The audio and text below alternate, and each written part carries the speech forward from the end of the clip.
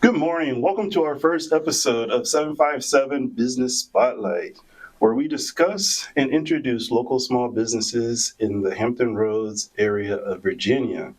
I am your host, Joe Singleton. I am the CEO of Singtone Technologies, where we help improve processes, lower overhead costs, and help small businesses with their digital marketing and advertisement needs.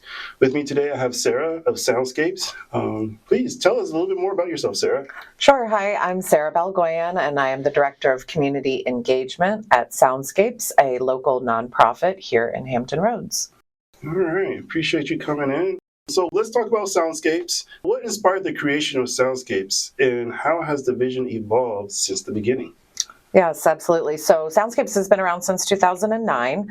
It started when a local resident named Ann Henry returned to the Peninsula to help take care of her aging dad.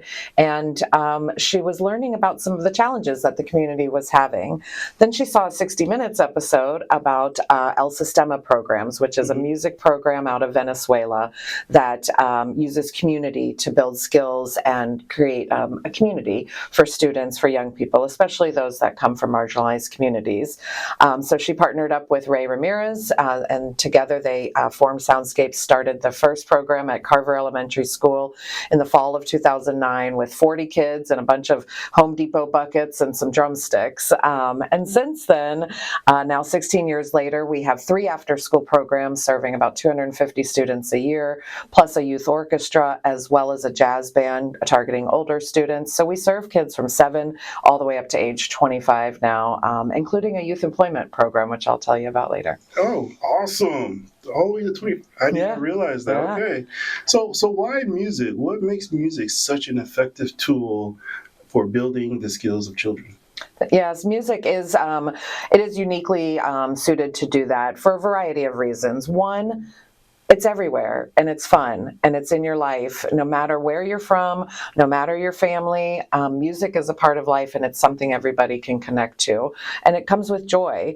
Then, as you're learning how to actually play an instrument, you're building all these skills using different sides of your brains. You're counting, you're doing math, you're listening to the person next to you, you're learning how your fingers move when your brain is reading another thing. So there's just a lot of components to learning how to play an instrument that help develop the brain, especially in young people, but throughout life as well. Oh, yeah, that is a very valuable skill because it goes with critical thinking and using all parts of your brain. I know some people say, "Oh, I'm left-brained, I'm right-brained," but music kind of touch every aspect of cognitive abilities to learn and grow. Absolutely, and it taps into that creative side too, which as young people don't have the inhibitions that adults have about being creative, so they're willing to, be brave and take go for it on something, and that really shines when you're in a musical setting. Okay, yeah, awesome. So can you walk me through a typical day for a student in the Soundscapes program? Sure. So I'll sort of give you the wide range, but most of our students start with us at an elementary school at our after-school programs, currently located at Carver, Greenwood, and Discovery STEM Academy in Newport News. And after school, they come and they have a hot meal provided by the school district, thanks to federal funding for free and reduced lunch programs. And then they get their instruments and go to their classrooms. We have 4 different levels.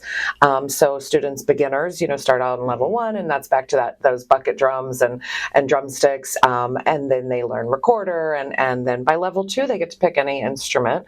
And so they're learning violin or saxophone, and those are in much smaller group settings so that they can really learn those.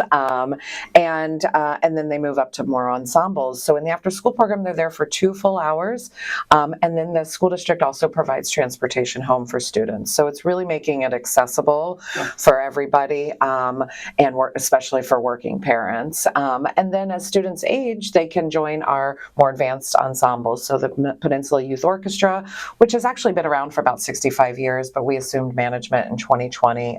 The pandemic was a little challenging, and we've revived that. So those students rehearse once a week at Gildersleeve Middle School. And then our jazz band is the spring, so June through May, program, and they also rehearse once a year. All of our students then have the opportunity to perform several times a year, so at both their schools, but also on big stages like the Ferguson Center for the Arts. Oh, awesome, awesome. So I know you said once a week for the upper level. Mhm. What about those who are still like the kindergarten through fifth grade, the elementary? Are they practicing every day, or is it Yeah. once a week, twice a week? Yeah, it ranges from 2 to 3 days a week, depending on their level. We really wish it could be every day, but federal funding challenges and the landscape right now doesn't have us doing that at the moment. But most students are in their programs 6 hours a week or so. Oh, okay, awesome. So you touched upon the age groups of the communities that you're currently serving. Is there anything more you want to say about that? Yeah, I mentioned the youth employment program. So that's open to students in our youth orchestra. They audition, and then they can be a part of a performance ensemble, which is actually a paid gig for them. So they get paid to rehearse as well as to perform at different gigs. They did 30 gigs last year, everything from private weddings all the way up to other nonprofit galas, our own as well, and other community events. We also hire those students, so they're mostly high school and college age, to help with the daily programs after school. So they help as teaching assistants and in the summer camps, and it's just sort of a full circle. They start with us and then can continue on, and we're really using that as an opportunity to build those employment skills. So they got to be on time, they got to be prepared, they have to have communication with their manager and their coach. They need to be comfortable in an environment that has a bunch of adults that are watching them perform, and be professional in that manner too. Awesome. So it's just music, as an instrument. So not talk about any singing or vocals, No. just the band part or the musical instruments part. Okay. Yeah, there is singing involved in the first couple levels. Again, they're young kids. We want them to be interested. There's drum pads. There's a lot of keyboards. There's a lot of fun stuff going. Last year, the students actually wrote and created and performed their own anthem. So there was singing involved there. And that was a year-long project across all age groups, and it culminated at our community concert in the spring last year at the Diamondstein stage at Ferguson.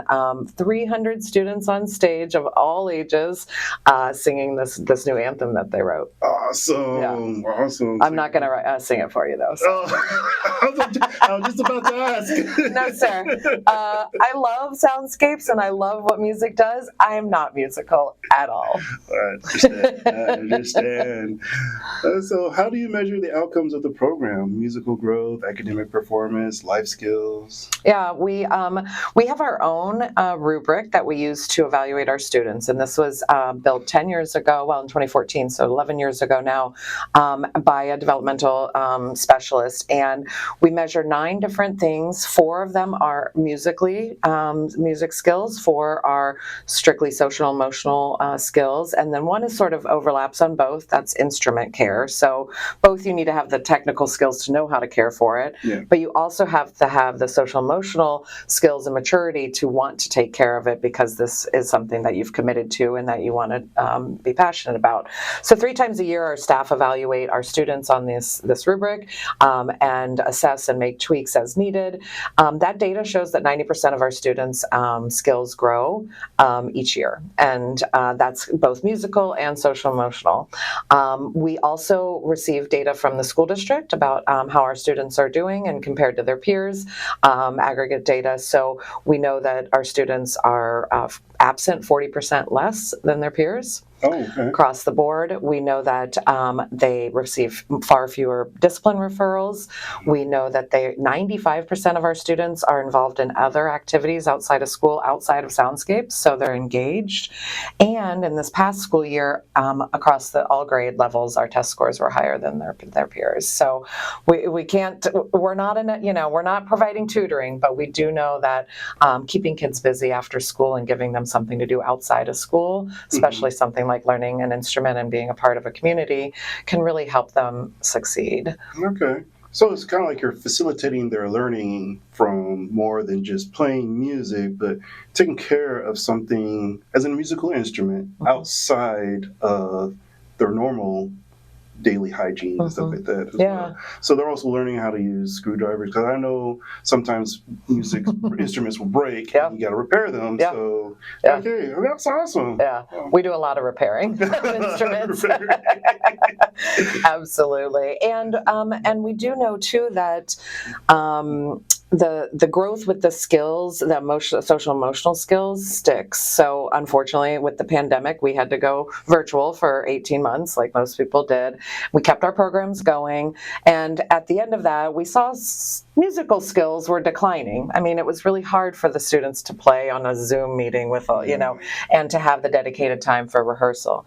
But those social skills remain the same. So we know that those are really long-lasting impacts. Oh, awesome. Yeah, so that's another job opportunity too, is the repairing and absolutely. teaching, so they can actually become the teacher, kind of like a situation. Awesome. Okay. Yeah, and mentorship is a big part of it. A lot of our older students really enjoy being able to mentor the younger ones when they get into the ensembles together. Yes, yeah. That was one thing that I think happened with the pandemic, was people were distanced so much, and I think social interactions declined quite a bit. Absolutely. So. Absolutely.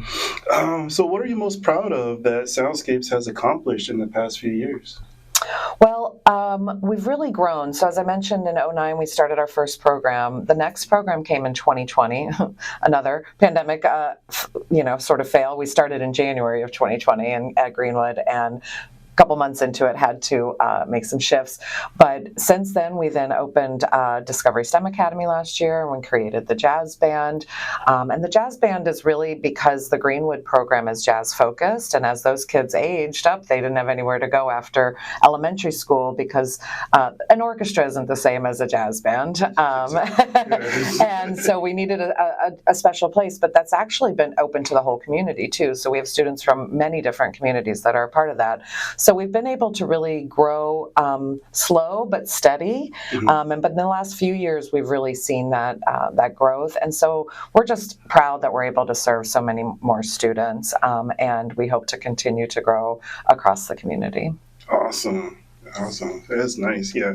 One of those things, like I always tell people, it's like, if there's a will, there's a way, and we will find a way. We will find it. Yes. We will find it. All right. So Soundscapes offer programs free to students and families. How is that possible? Fundraising, lots of fundraising. So the community and the school district and the local cities have been very generous and supportive of this. As I mentioned, the schools are providing the space for the after-school programs. They're providing the hot meals. They're providing the transportation home. So Soundscapes' primary fundraising for the after-school program is really about our amazing teachers and staff. So all of our teachers are professional musicians as well as educators. So and they stick around once they become part of our family because of the mission, and because we make sure that they're happy with their employment with us, and we also, of course, hold events each year, as most nonprofits do, golf tournaments, galas, those sort of things. And we write lots of grants, and we rely on the community to help us keep the momentum going. Oh, awesome. So I know you guys come up with a gala, or not the gala, but the golf tournament. Do y'all have a calendar on your website that has all these events and everything that people can visit and view and add them to their calendars? Absolutely. Golf tournament's in 2 weeks, so probably not something this year to put on your calendar. The gala will be in February, and then of course we do have a lot of concerts, as I mentioned. Our first one will be at Ferguson in December. As our students are preparing for the next 2 months to do that. We also have a couple really exciting events in the springtime, 2 side-by-side concerts, one with the Virginia Symphony Orchestra. So our the Peninsula Youth Orchestra will literally rehearse and perform together with the professionals from the Virginia Symphony. And then the Hampton Roads Philharmonic as well, we're going to do the same. So the students are getting that, like, a mentorship from a professional and the experience to play next to them on this big grand stage. Very nice. All of these concerts are free and open to the public too. We don't charge for that. Last year, as I mentioned, the community concert had about 800 community members in the audience, so pretty exciting. And what is the website where they can go to? Great. You can find us at soundscapes.org. Thank you so much. Soundscape.org, y'all. Make sure you visit. Check it out. Yep. Follow us on social media, Facebook and Instagram, Soundscapes HR. All right. So if a listener wants to help, what are the most important, impactful ways that they can contribute? Money, time, instruments, advocacies? Yeah, all of the above. Everybody has a different talent and capacity. If you have the capacity to donate, please do. Every dollar helps make sure that the students have these programs. If you have time to volunteer, our after-school programs, if you've got time between 4 and 6 p.m. in the afternoons and have a desire, please let us know. Instruments are always welcome. As I mentioned, we're constantly repairing. So even if it's not in the best shape, could be used for parts. We have hundreds of students, so we have hundreds of instruments constantly in our inventory. So we're very open to all of the above. No pianos, though. No pianos. What about keyboards? Keyboards for sure. Okay. Yeah, but our programs are in the schools. They don't really want a piano in their gym, and so until we have our own building, we just don't have the space for that. Not even a baby grand? No. We could auction it off or something. I'm happy to do that, but no space to put it. But drum kits and everything else, we'll take it. Okay, sounds good. So again, the website, can they donate via the website? Or? Yep, absolutely, all of it. You can find on the donate page and more ways to give page as well. All right. And if you missed it, it's soundscapes.org, correct? Correct. All right. One word, no hyphens. That's right. All right. It's a good one. Yeah. So every nonprofit faces some type of challenge, right? What are some of the toughest challenges that Soundscapes has faced in the past or continue to face? Sure. Well, funding, as I mentioned earlier, has always, that's always a struggle for nonprofits. Mm-hmm. We started in 2009, sort of right in the middle of a, housing crisis and recession. But we powered through. Same with the pandemic, powered through on that, found new ways to connect with our students. And that was challenging. As you mentioned, the socialization part was lacking there, and it was hard to keep people engaged, and it was hard for the students to understand how they were feeling about that all. So they created a song together during that as well. Today's fundraising landscape is also challenging just because there's a lot of unknowns from the federal level, which does trickle down to us. We receive state funding that comes through the Virginia Commission for the Arts, which gets their funding from the federal level generally, as well as from the state. So there's a lot of questions there. There's been a lot of questions with the school districts, unsure of how their funding is going to go this year. And that includes everything from lunches and hot meals to transportation. Transportation, although the school manages it, is always one of our biggest challenges, but it is something we are passionate about continuing. So we deal with that every year. And it's just really the school district also has the challenges of finding, number of bus drivers and routes and everything to make it all work. But those are some of the big challenges that we face regularly. Yeah, so advocacy is very important. If the funding is coming from the federal and the state level. So when y'all get a chance, definitely donate as much as you can. Write letters and see if we can get other family members involved from across the world. Thank you. Yeah, absolutely. And, I'd be remiss if I didn't mention that the City of Newport News has also been a big funder and supporter of ours. But the advocacy, can continue with that as well because we're partnering with them to help create, citizens down the road. Oh, awesome. That is true. Yes. Yes. All right. Are there misconceptions about Soundscapes and what you do, or criticisms that you would like to address? Well, I think, I think the only thing that maybe people don't really understand is the benefits of learning music and how that actually builds lifelong skills and improves academics and improves lifestyle. It improves social skills and life skills. I think that's just a lack of understanding, and I think people often think you have to do sports or arts or something like that with your kids, and I don't think that's true at all. A lot of our students are also in sports. As I mentioned, they're highly engaged in activities outside of school. So I think there's this misconception of it's like you have to pick a lane and stick in that, and that's, for young people, that's not the case. I mean, not all of our students continue music for the rest of their academic career or life, and that's okay. They still got the benefits of building those skills when they were in elementary school. And if they tried an instrument and didn't really like it and want to try another one, that's okay too, right? Yeah, so, exactly. I think that the education component and the skill building piece is just something that we don't people don't really know that much about. Yeah, because I mean, if you look at professional recording artists, is like the group called Switch. They actually would switch instruments in the middle of their performances, and then some would say that Prince is a musical god or genius, where he played just about every single instrument. Yeah. So I mean, definitely want to make sure they get exposed to everything as much as they can as possible. Right. And some people have that natural talent. Yes, some people do. And some people work really hard at it. And there's some combination there for a lot of people. I heard an interview with Lionel Richie the other day. He doesn't even know how to read music. Wow. Really? Yes. So, but he came with this natural talent and has honed it and has used his skills to write songs that everybody knows and, all of that. But imagine if he had gotten some music lessons early on and to learn how to read music, might have worked, might not. His brain, works the way it is right now. Exactly. But it doesn't hurt anything for young people to get exposed to it. That's the bottom line. It can only help.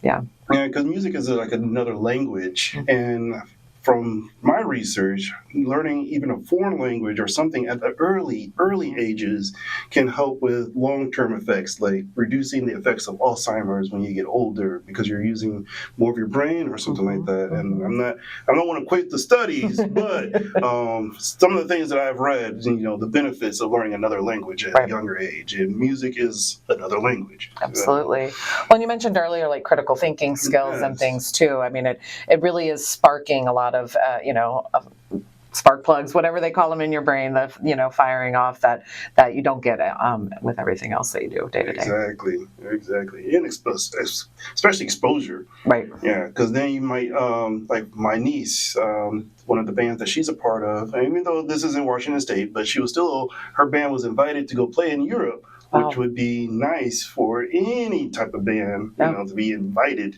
to go play overseas somewhere. So, well, and that's a good point. So exposure to music. So as I mentioned, the schools that we're at, they're all Title I schools, and that's why our programs are free. It's 80% of our students come from low-income households.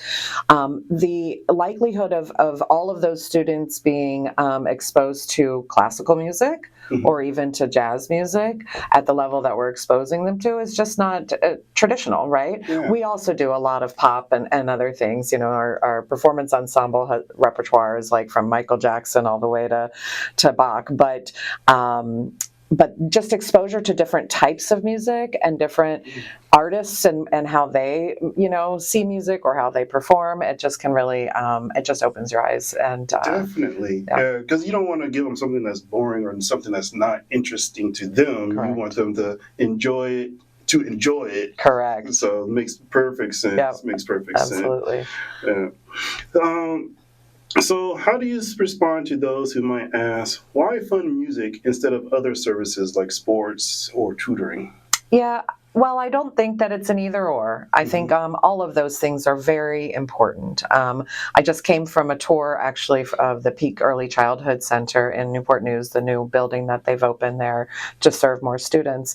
I don't think it's either early childhood or after-school programs. I think that there's a need for all of the above. As I mentioned, a lot of our students do music through elementary school, and then maybe they switch to something else. Some of them do it throughout middle and high school, and they do a sport.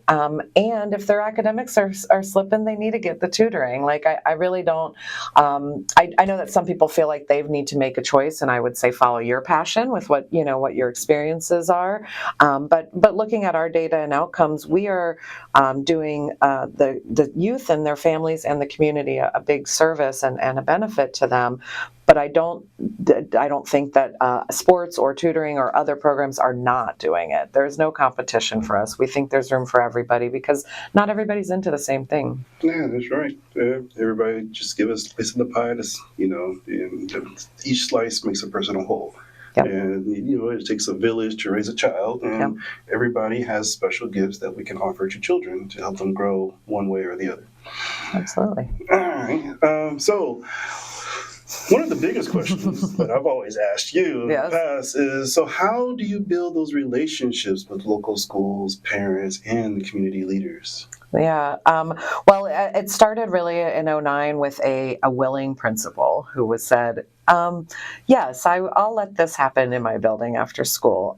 We lucked out. This principal, Alicia Spencer, was already playing classical music in the hallways as students were entering. She had, this is 2009, guys, so she had CD players in every classroom, and encouraged teachers to use music for transition time, for calming down time, for after lunch time, all of that. So when we approached her, she said, yes, come on in. So that, and then that took a few years for the district to say, all right, we see the benefits of this, and we understand that, and so the same is happening in other places. We have a great relationship with the City of Hampton. We have several City of Hampton representatives on our board of directors, and we've been talking with them about what is the best approach for their schools, because everybody's got their own programs going, and we don't want to, again, dismiss what's already existing. We want to fill a need if there is one. So our relationships are really, across Hampton Roads, we are open to collaboration, we are open to partnerships, and we love to do that for whatever is best for young people and families. Oh, that's so awesome that she was exposing them. Because studies have shown that playing classical music while study areas and arenas does help with the cognitive ability to absorb the material more. One of the things that I've spoken to some people, especially in my age group, is that they didn't realize they're being exposed to classical music by watching Looney Tunes. If you remember those, right?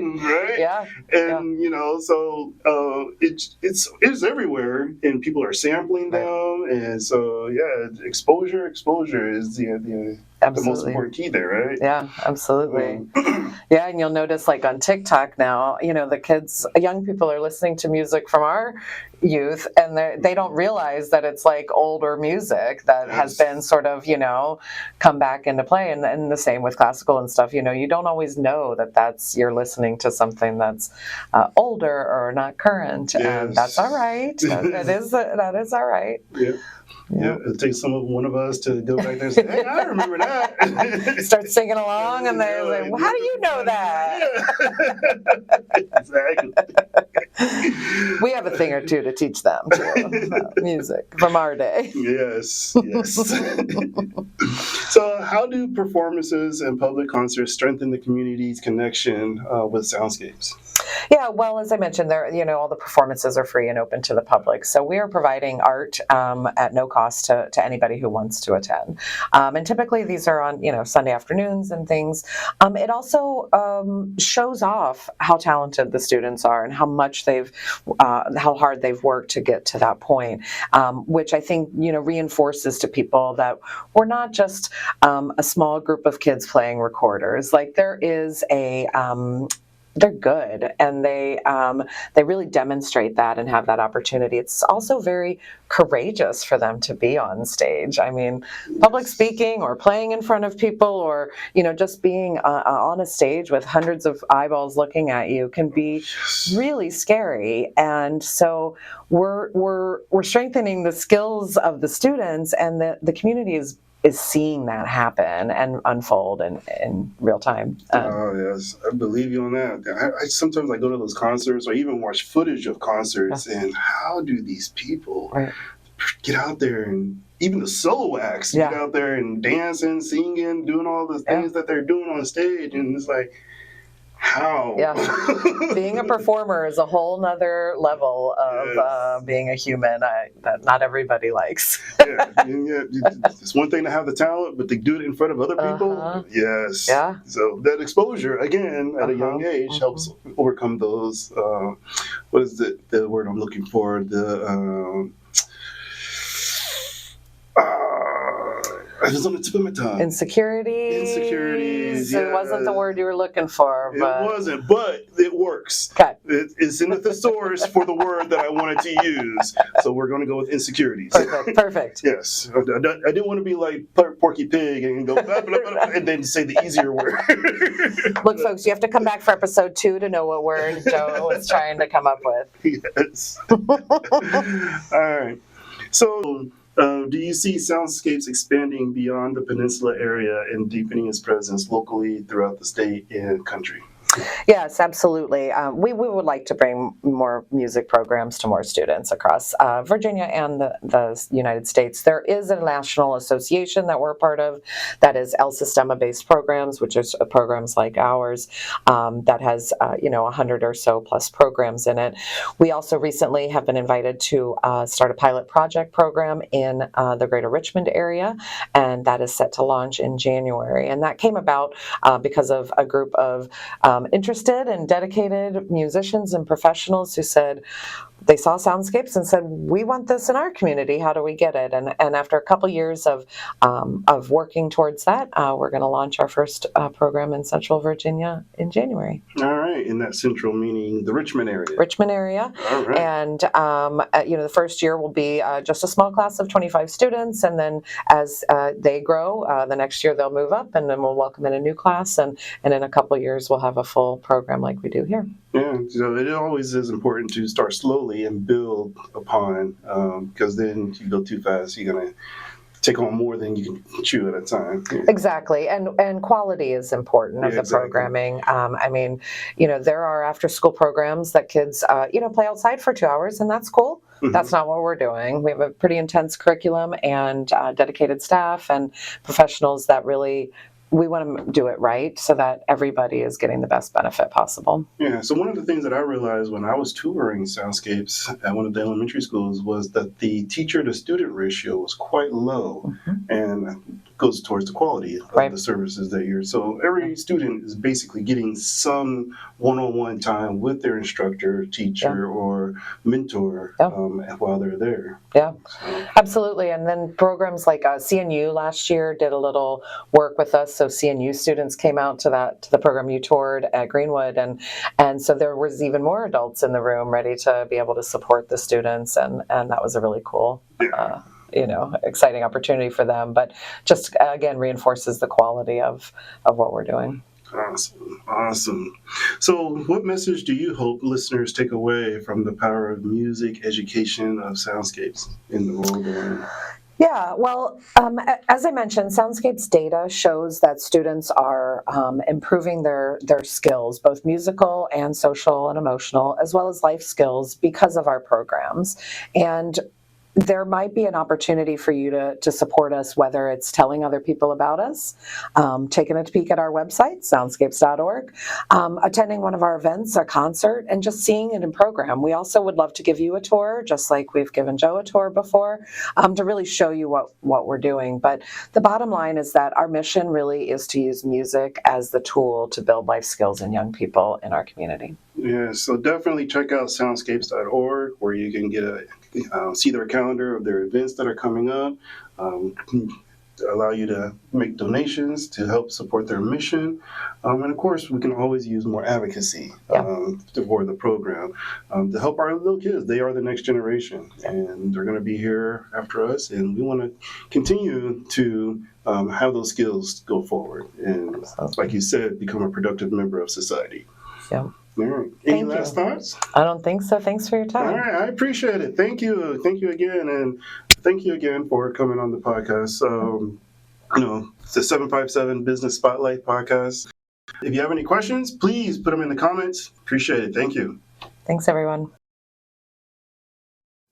And if you are a business in the Hampton Roads area of Virginia and would like to be featured on the 757 Business Spotlight podcast, please reach out to me, Joe Singleton, at jsingleton at singtonellc.com.